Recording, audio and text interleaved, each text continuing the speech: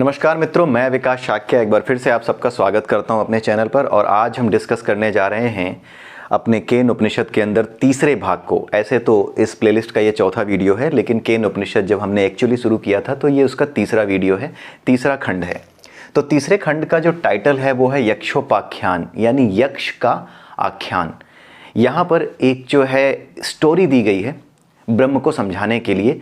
एक पुरानी स्टोरी है जिसमें ये बताया गया है कि किस तरीके से देवताओं को अपनी एक विजय का, जहाँ पे उन्होंने एक विक्ट्री अचीव की थी, राक्षसों के ऊपर विजय प्राप्त की थी, राक्षसी शक्तियों के ऊपर, तो किस तरह से उन पर विजय प्राप्त करने के बाद देवताओं को अभिमान हो गया था। और उस अभिमान को तोड़ने के लिए ब्रह्म ने क्या किया था, यक्ष का रूप धारण किया था। ठीक है, तो उसी के बारे में यहाँ पर इस कहानी में बताया गया है, इस चीज़ को और अच्छे से समझाने के लिए। ठीक है, तो हमारा जो लिटरेचर है वो बहुत ही बेहतरीन तरीके से लिखा गया है। अगर कोई इसे समझना चाहे, समझने की कोशिश करे, पढ़े, तो इसमें जिस तरीके से किसी को पढ़ाया जाना चाहिए, जिस तरीके से किसी को समझाया जाना चाहिए, उसी तरीके से हमारे लिटरेचर के अंदर, हमारे स्क्रिप्चर्स के अंदर, हमारा जो लिटरेचर है जिसका यूज़ करके हमारे स्क्रिप्चर्स बनाए गए हैं, वो स्क्रिप्चर्स बहुत ही खूबसूरत ढंग से लिखे गए हैं। अब जैसे ब्रह्म के बारे में समझा दिया गया, अब एक घटना हुई, उस घटना को भी जोड़ लिया गया। जैसे हमने जब भागवत गीता पढ़ी थी तो वर्तमान की घटनाओं के साथ हम जोड़ करके देखते जा रहे थे। तो वो घटनाएं कोई कहानियाँ नहीं हैं, आज की जो घटनाएं हो रही हैं उन घटनाओं के साथ हम रिलेट कर सकते हैं, क्योंकि भागवत गीता में कुछ भी ऐसा नहीं है जो संसार में ना हो, और इस संसार में कुछ ऐसा नहीं है जो भागवत गीता में ना हो या हमारे शास्त्रों में ना हो। ठीक है, जो कुछ होने वाला है वो भी भागवत गीता में है, जो कुछ हो चुका है वो भी भागवत गीता में है।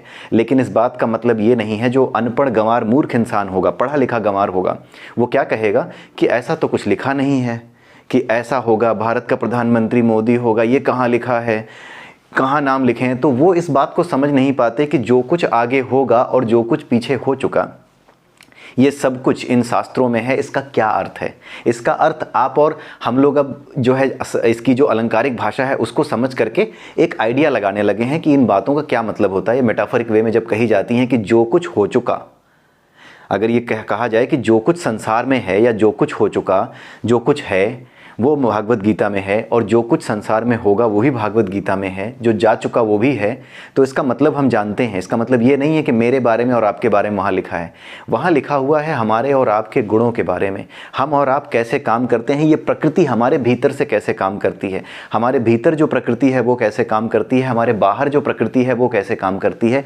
इसकी व्याख्या की गई है। और इसकी व्याख्या के आधार पर ही जो कुछ बताया गया है कि मनुष्य का व्यवहार कैसा होता है, किस तरह से मनुष्य व्यवहार करने लगता है, किस तरीके से उसके साथ अलग अलग घटनाएं होती हैं, उसके कर्म किस तरह से प्रभावित होते हैं प्रकृति के गुणों से और प्रकृति के 24 तत्वों से, वो सारी बातें उसमें बताई गई हैं। वो हर काल में, हर समय में सत्य हैं। ठीक है, उसी को सनातन कहा जाता है। जो चीज़ सदैव से सत्य थी, आज भी सत्य है और आने वाले कल में भी सत्य रहेगी। चाहे कितने भी लोग पैदा हो जाएं, किसी भी तरह के लोग पैदा हो जाएं, उन सभी पे वो सारे कॉन्सेप्ट सत्य होंगे। इसी को सनातन कहा जाता है। और इसी बात को कहा जाता है कि जो कुछ था, जो कुछ है और जो कुछ होगा, वो सब कुछ इन ग्रंथों में वर्णित है। सनातन धर्म के सभी ग्रंथों में, जितने जो खास करके जो भागवत गीता है, 700 श्लोकों का सबसे खूबसूरत जो रचना है इस संसार के अंदर, हो सकता है जो गिने चुने बहुत अच्छे ग्रंथ और बहुत अच्छी रचनाएं हों, उनमें शायद सबसे ऊपर भागवत गीता ही आएगी, अगर कोई इसे ढंग से समझ ले।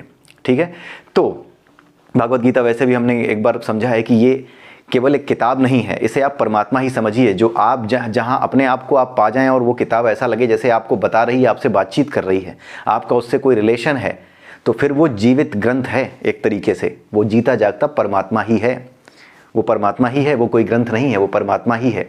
जीता जागता परमात्मा हमारे बीच में ग्रंथ के रूप में मौजूद है, जिसे भागवत गीता कहते हैं। अब भागवत गीता पढ़ने के बाद जब हम लोग ये सारी चीज़ें कवर कर रहे हैं, तो ये सब कुछ भागवत गीता में जो कुछ बताया है उसी का डिटेल डिस्क्रिप्शन है, और कुछ नहीं है। सब कुछ भागवत गीता में है। उसके बाद जो कुछ है, जो डिटेल डिस्क्रिप्शन है, वो आगे हम पढ़ रहे हैं। चाहे उपनिषदों में देखें, चाहे हम अष्टावक्र गीता में देखें, कहीं भी देखें, वो सब कुछ उसी का एक्सटेंशन मात्र है। ठीक है, तो आज हम देखते हैं कि जो ब्रह्म के बारे में पिछले 2 वीडियो में हमने समझा, इस किताब में जो कुछ लिखा हुआ है वहाँ से मैं रेफ़र कर रहा हूँ चीज़ें। ठीक है, तो सबकी जो है एक्सप्लेन करने का तरीका अलग हो सकता है, लेकिन एक्सप्लेन एक ही चीज़ कर रहे होते हैं। मैंने इसको रेफर किया है, ये गीता प्रेस गोरखपुर की किताब है, इसका नाम है ईशादी 9 उपनिषद। ठीक है, आप इसको चाहें इसको खरीदें या जो भी आपको अच्छी लगती है वो खरीदें। जब आपको क्रक्स पता होगा तो आप हर चीज़ को सही ढंग से समझ पाएंगे। लेकिन हाँ, ये किताब मुझे बेहतर लगी, मतलब अच्छी लगी। जहाँ से भी मैंने सोर्सेज उठाए वहाँ पे गीता प्रेस गोरखपुर की जितनी बुक्स हैं वो मुझे बहुत ही सही लगी हैं।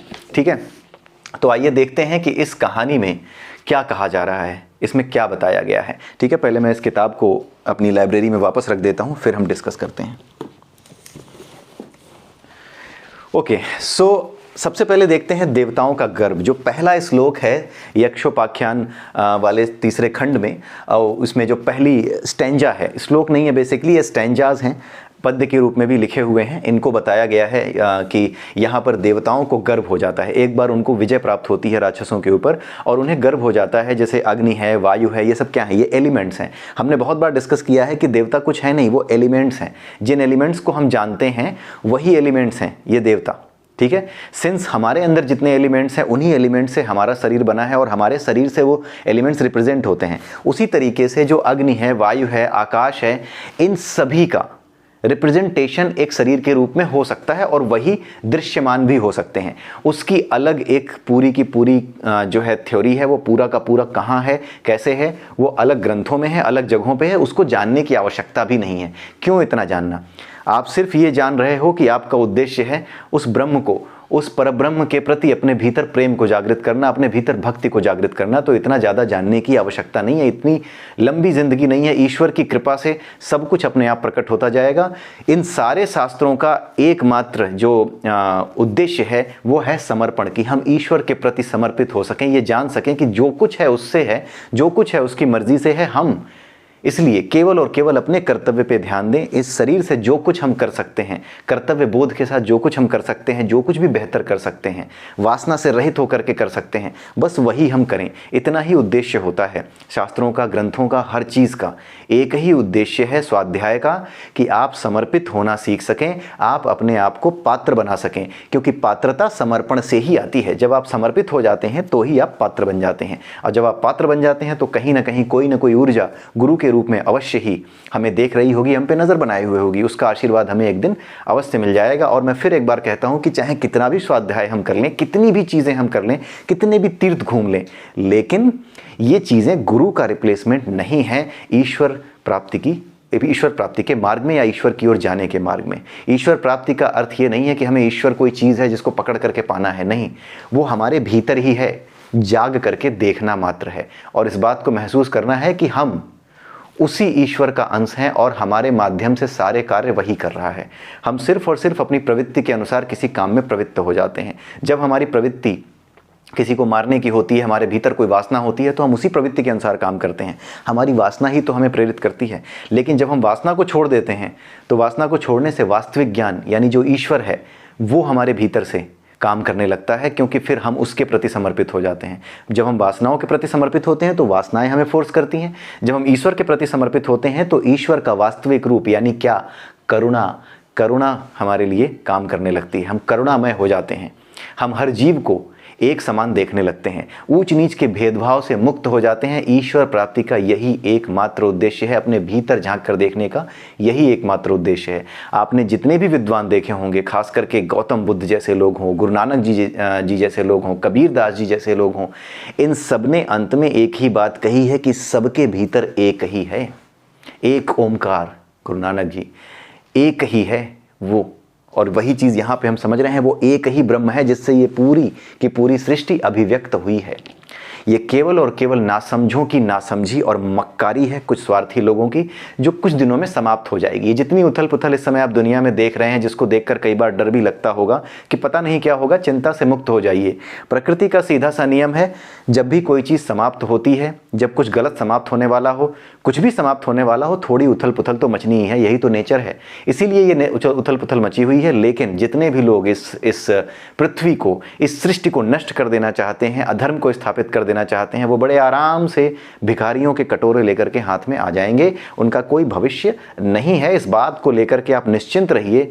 भगवान कृष्ण पे, राधा माधव पे भरोसा रखिए, कुछ नहीं ऐसा होने वाला कि संसार बिल्कुल नष्ट हो जाए। हाँ, वो नष्ट हो जाएंगे जो संसार को नष्ट करना चाहते हैं, लेकिन हाँ, जब ये सब होगा तो थोड़ी उथल पुथल तो दिखती ही है। इसलिए ये उथल पुथल आपको दिखाई देगी, क्योंकि ट्रांजिशन का फेज है। इसीलिए स्वयं को इस बोध से बांधे रखना बहुत आवश्यक हो गया है। तो आइए जल्दी से देखते हैं, छोटी सी ही कहानी है, आइए देखते हैं। तो देवताओं को गर्व हो गया कि हमने ये युद्ध जीता है। वायु को गर्व हुआ कि मैंने जो है बहुत महान काम किया है। अग्नि को गर्व हुआ कि मैंने बहुत से राक्षसों को जलाया। ठीक है, तो ये सब जो है अपने ऊपर गर्व कर रहे थे, इनको अभिमान हो गया था। लेकिन यक्ष ने देखा कि इनको जो अभिमान हुआ है ये बहुत गलत है, क्योंकि ये वो लोग हैं जो कि बेहतर स्थिति में हैं, मनुष्यों से बेहतर स्थिति में हैं, जिनको मनुष्यों के लिए आवश्यकताओं की पूर्ति करने के लिए जिम्मेदारियां दी गई हैं। अग्नि हो, वायु हो, आकाश हो, ये क्या हैं? ये हमारी आवश्यकताओं की पूर्ति करने के लिए नियुक्त किए गए एलिमेंट हैं, बनाए गए एलिमेंट हैं। तो इन्हें अगर अहंकार हो गया तो फिर तो इस सृष्टि का चक्र बिगड़ जाएगा। इसलिए इन्हें सही रास्ते पर लाना आवश्यक है। इसीलिए जो ब्रह्म थे, ब्रह्म ने क्या किया? यक्ष का रूप धारण किया। यक्ष का रूप धारण करके इन देवताओं के सामने आए। जब यक्ष का रूप धारण करके इन देवताओं के सामने आए तो जो देवता थे आपस में बात करने लगे कि ये है कौन। ठीक है, और यक्ष इन्हें देख करके एक तरीके से मुस्कुरा रहे थे कि हाँ भाई, तुमने विजय प्राप्त की है, अच्छा चलो बात करते हैं। तो इन लोगों ने कहा कि जरा पूछो, आपस में बात करने लगे कि जरा पूछो कि ये यक्ष जो आया है ये है कौन। तो सबसे पहले डिसाइड हुआ कि अग्नि को भेजा जाए। तो सबसे पहले अग्नि को भेजा गया कि जाके पूछो कि ये यक्ष कौन है। तो जब अग्नि यक्ष के पास गए, जब वहाँ पे गए तो उन्होंने पूछा कि आप कौन हैं। तो यक्ष ने बताया कि मैं तो सिर्फ एक यक्ष हूँ, तुम बताओ तुम कौन हो। तो अग्नि ने बताया कि मैं तो अग्नि हूँ। जब अग्नि ने बताया कि मैं अग्नि हूँ तो उन्होंने पूछा कि भाई तुम क्या कर सकते हो, तुम्हारे अंदर क्या क्षमता है। तो अग्नि ने कहा कि मैं किसी भी चीज़ को जला सकता हूँ। तो यक्ष ने कहा ठीक है। एक घास का तिनका रख दिया यक्ष ने अग्नि के सामने और उससे कहा कि तुम इसको जला करके दिखाओ। तो जब अग्नि ने कोशिश की उस आग के तिनके को जलाने की, उस पर टूट पड़ा, लेकिन वो उस तिनके को जला नहीं पाया। तो अग्नि को समझ नहीं आया कि ये क्या हो गया है मुझे, कि एक छोटे से तिनके को भी मैं जला नहीं पा रहा हूँ। ऐसा क्या हुआ है, किस वजह से ऐसा हो गया कि मैं इसको जला नहीं पा रहा हूँ। तो वो निराश होकर के लौट आया। तो यहाँ पर अग्नि की परीक्षा समाप्त हो गई। अग्नि की परीक्षा ले ली, वो फेल हो गया। इसलिए फेल किया गया उसको ताकि उसके अहंकार को एक खुराक मिले, ये मिले कि जिसे तू अपनी शक्ति समझता है वो शक्ति तेरी नहीं है, तुझसे नहीं है, तुझ में है, लेकिन उसका स्रोत कोई और है। तू इस शक्ति का अभिमान मत कर। इसलिए उसे इस अभिमान से दूर करने के लिए ये चोट यक्ष ने पहुंचाई। आपने एक मूवी देखी होगी जिसका नाम था गाइड, जो देवानंद साहब की थी। उसमें देवानंद साहब की जो मूवी है उसमें लास्ट में एक डायलॉग है, जब देवानंद को एक सफ़ेद सी रोशनी आती दिखती है और वो कहती है कि दुख से क्यों घबराता है तू, दुख तो वो अमृत है जिससे पाप धुलते हैं। तो दुख कब होता है? जब हमारे अहंकार को चोट लगती है। जब अहंकार को चोट लगती है तभी हमारा मन निर्मल होता है कि नहीं, जो मैं अपने आप को बहुत कुछ समझ रहा था ना, भीतर भीतर से आदमी जान जाता है कि जो कुछ मैं अपने आप को बहुत कुछ समझ रहा था मेरे बस में ये नहीं रहा, मैं ये कर नहीं पाया। बाहर से भले ही ऊंची ऊंची बात करते रहे, अरे ये हो गया था, नहीं तो मैं देख लेता, वो हो गया, मैंने सोचा छोड़ दो, ऐसी ही बातें करता है आदमी। जब उसकी योजना विफल हो जाती, कहता है अरे मैंने सोचा छोड़ दो, रिश्तेदार हैं, जानने पहचानने वाले हैं, कोई भी हैं, इस तरह की बात करता है। कारण, क्योंकि उसे भीतर से पता है कि उसके अहंकार को चोट लगी है। ये चोट लगना बहुत ज़रूरी होता है। जब बार बार लगती है ना तो ये एक दिन अपनी बड़ाई करना भी वो बंद कर देता है, चुप हो जाता है, जिससे बार बार अहंकार पे चोट लगती है। और वो सबसे भाग्यशाली इंसान होता है जिसके अहंकार को बार बार चोट पहुंचाई जाती है, क्योंकि उसे आप ईश्वर की कृपा समझिए। बिना ईश्वर की कृपा के आपके अहंकार पे बार बार चोट नहीं होती। इस बात को आप समझ लीजिए। अगर आप अहंकारी हैं और आपके अहंकार पे बार बार चोट लगती है तो आप समझ जाइए कि ईश्वर की बड़ी कृपा है आप पे। और शांत होना शुरू कीजिए, विनम्रता लाना शुरू कीजिए, विनम्रता की प्रैक्टिस करना शुरू कीजिए, सहना सीखिए, सहिष्णुता का गुण अपने भीतर विकसित कीजिए। वही चीज़ें जो भगवद गीता में हमने पढ़ी हुई हैं, और कुछ नहीं है। जो कुछ है वहीं से सब कुछ घूम फिर के आएगा। तो अग्नि, उसका दिमाग ठिकाने आ गया कि नहीं, मैं सब कुछ नहीं हूँ, ये कुछ ना कुछ ऐसा है कि मैं जला क्यों नहीं पाया, कुछ ना कुछ ऐसा है जो इस यक्ष में है, जो कुछ जानता है, इसने मेरी शक्ति शायद हो सकता है सोख ली हो, क्या किया हो वो उसको पता नहीं चल रहा था। अब उसने कहा कि वायु यार तुम जाओ, वायु यानी हवा। तो वायु गया, उसने भी वही चीज़ की, उससे भी बातचीत हुई। तो यक्ष ने कहा कि तुम क्या कर सकते हो। तो वायु ने बोला कि मैं तो वायु हूँ, मैं तो किसी भी चीज़ को उड़ा के ले जा सकता हूँ, मेरा वेग जो है वो इतना ज़बरदस्त है कि मैं तो बड़े बड़े पहाड़ों पर्वतों को उखाड़ दूँ। तो यक्ष ने कहा ठीक है, एक काम करो, ये घास का जो तिनका है जिसको जलाने की कोशिश अभी ये अग्नि महाराज करके गए हैं, तुम भी करके देखो उसको उड़ाने की कोशिश। तो वायु ने भी क्या किया कि वो उस पर टूट पड़ा, जो घास का तिनका था जब उस पर टूट पड़ा तो वो उड़े ही ना, कुछ ना कर पाए। वायु पूरा जोर लगा रहा है कि ये उड़ जाए, वो हिले ना। तो अब उसको भी बड़ी तकलीफ हुई कि यार ये क्या हुआ, जिस शक्ति का इस्तेमाल करके मैंने राक्षसों को हराया है, इतनी बुरी शक्तियों को पराजित हमने किया है, आज एक तिनका नहीं हिला पा रहा हूँ, कारण क्या है। तो ये लोग समझने तो लगे कि कोई है ये जो हमारी परीक्षा लेकर के हमें ये बताने आया है कि तुम्हारे भीतर जो शक्तियाँ हैं वो असल में तुम्हारी नहीं हैं, इसका स्रोत कोई और है, तुम्हें इनका अहंकार नहीं करना चाहिए। तो इनको भी दुख हुआ, वायुदेव को भी, ये भी गए। जब दुख हुआ, अहंकार को चोट पहुंची तो दुख हुआ तो ये भी थोड़ा सा उसमें आए, सोच विचार की मुद्रा में आए। जब आदमी को तकलीफ होती है तभी वो सोच विचार की मुद्रा में होता है। जब तक उसका पेट भरा होता है, जब तक उसकी ज़िंदगी में सब कुछ सही चल रहा होता है, वो पूरी दुनिया में ज्ञान बांट रहा होता है। जब उसके यहाँ दुख आता है, जब उसके जीवन में दुख आता है, तभी वो ये समझता है कि मुझे शांत होकर के सोचना चाहिए, विचारना चाहिए, फिर वो सही परामर्श सुनना शुरू करता है। इसीलिए जीवन में दुख का आना जरूरी है। और आप सभी लोग इस बात की उम्मीद कीजिए कि अगर आपके जीवन में अहंकार है, किसी बात का अगर आपको अभिमान है, तो ईश्वर से आप दुख मांगिए कि मुझे दुख ही दो, ताकि ये अहंकार नष्ट हो सके और मैं एक बेहतर इंसान बन सकूं। अपने लिए जी करके हर कोई चला जाता है। जो दूसरों के काम ना आ सके और अपने लिए जीकर चला जाए, उसके जीवन का कोई मूल्य नहीं रह गया, और मृत्यु के बाद भी उसका मूल्य नहीं रह गया, क्योंकि उसने साबित ही नहीं किया कि तुम मूल्यवान हो। और जब मूल्यवान नहीं हो मनुष्य की तरह, तो फिर मनुष्य का शरीर लेकर क्या करोगे। इसीलिए हमने डिस्कस भी किया भागवत गीता में कि तरह तरह के शरीर, जैसी आपने प्रवृत्ति बनाई है वैसे शरीर मिलते हैं। ठीक है, अब वायु भी हार गया, उसके भी अहंकार को चोट पहुंची। अब इन लोगों ने क्या किया, अब इंद्र के पास गए। जब इंद्र के पास गए कि भाई हमारी तो समझ में नहीं आ रहा ये कौन है, आप ही जाइए, आप ही पता करिए। तो इंद्र ये देवताओं के राजा थे, ये देवता हैं, वो देवताओं के राजा थे भाई। जब वो देवताओं के राजा हैं तो उनको ज़्यादा अभिमान था। तो जब उनको ज़्यादा अभिमान था तो इनकी सबसे ज़्यादा बेइज्जती करी यक्ष ने। क्या करा, जैसे ही ये गए यक्ष के पास, यानी ब्रह्म के पास जो यक्ष के रूप में थे, उनके पास गए जानने के लिए, हाँ भाई कौन है आप। ये कुछ बोल पाते इससे पहले ही यक्ष गायब। अब इनको सबसे ज़्यादा दुख पहुंचाना था, क्योंकि ये राजा थे। इंद्र जो है हमारी इंद्रियों का प्रतीक है। इंद्र जिसे हम कहते हैं जो देवता है, वो हमारी इंद्रियों का प्रतिनिधि देवता है।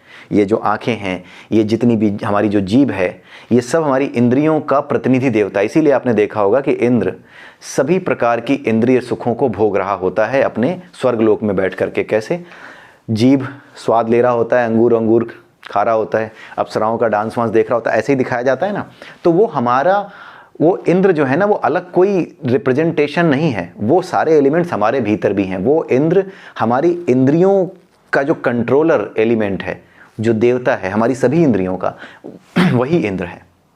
हमारी सभी इंद्रियों का जो नियामक है वो इंद्र है, उसी को इंद्र कहा जाता है।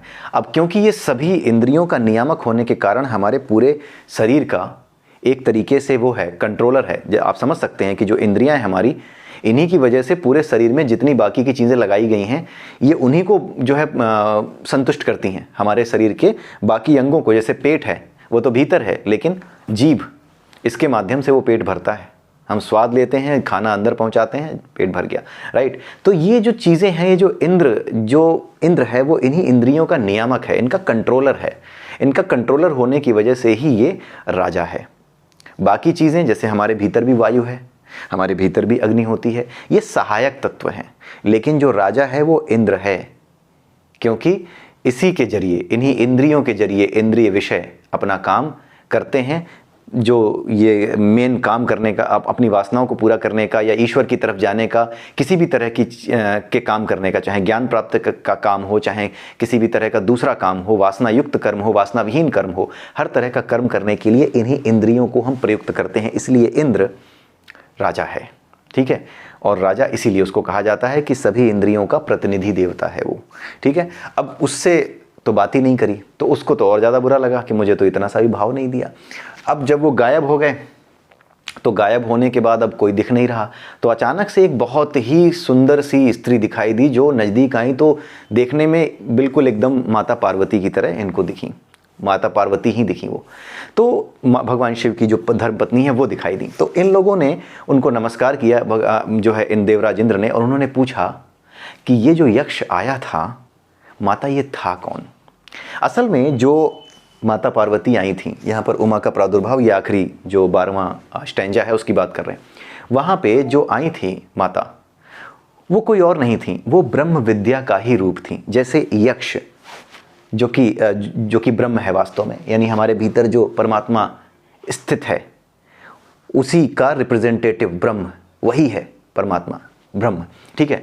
तो जब वो ब्रह्म एक यक्ष का रूप ले सकता है तो यही समझाने की कोशिश की गई है कि ब्रह्म निराकार होने के बावजूद भी, केन उपनिषद में क्या बताया गया है इस कहानी के माध्यम से अगर आप समझें तो, ब्रह्म निराकार होने के बावजूद भी, सूक्ष्म होने के बावजूद भी, ना दिखने के बावजूद भी एक शरीर धारण कर सकता है।